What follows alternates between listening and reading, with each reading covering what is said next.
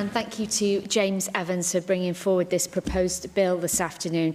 It's very welcome, and it's a pleasure to follow members across the chamber in their contributions and to hear the cross-party support that James has built around this bill.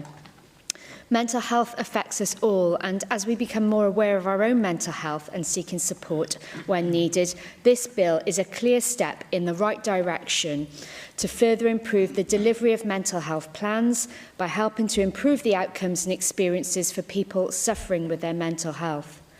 I want to focus my contribution this afternoon on the proposal to the amendment in the Mental Health Wales Measure 2010 to include children and young people in the ability to request a reassessment. We're 13 years on from the measure as introduced, and we've lived through a global pandemic, and as we look ahead and continue to recover and rebuild from the pandemic, it's only right to reflect on the impact of the measure and consider what more could be done to improve support. Research has shown that whilst the measure has undoubtedly improved mental health services, there is still much more to be done to deliver the changes the measure intended. And this is especially true for children and young people. Currently, the opportunity to request a reassessment is only available to adults. Adults who have previously received secondary mental health services within the past 3 years have the right to refer themselves back to those services if they feel their mental health is deteriorating.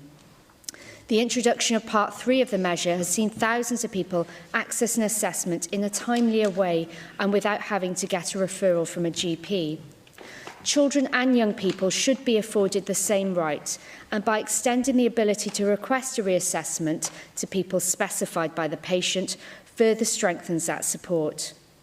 The needs of children and young people have changed, and the number of children and young people experiencing mental health problems is growing, and therefore it's only natural that support offered should change with it. Data shared by Public Health Wales has shown that adolescent girls aged 16 to 19 are the most likely to experience a mental health crisis.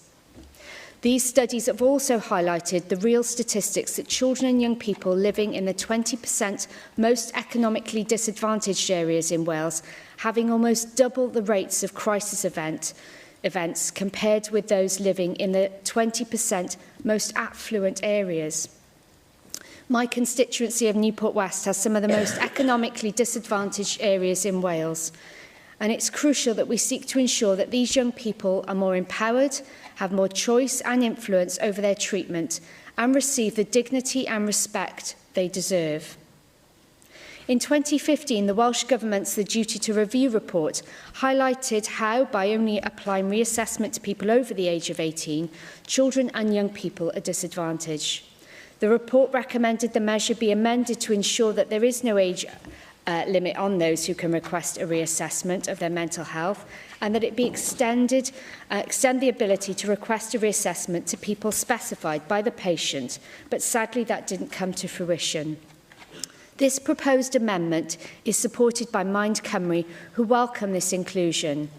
In Mind Cymru's 10-year review of the measure, they recommended that the Welsh Government amend regulations to remove this age limit and further extend the rights under Part 3 to children and young people. The Royal College of Psychiatrists have said that this amendment will bring things in line with the UN Convention on the Rights of the Child, where children have the right to the best possible standards of healthcare and the right to express their views and have those views taken seriously. This is crucial. And I'm pleased this bill has been welcomed by the Children's Commissioner too. This proposal aims to strengthen the existing support services and will go some way to further support the experience that children and young people suffering with their mental health receive. And that is so important. Again, I'd like to thank James and his team for all the hard work that's gone into this. I know how much James genuinely cares about this, and I'd like to also thank the Deputy Minister for her support and engagement on this as well.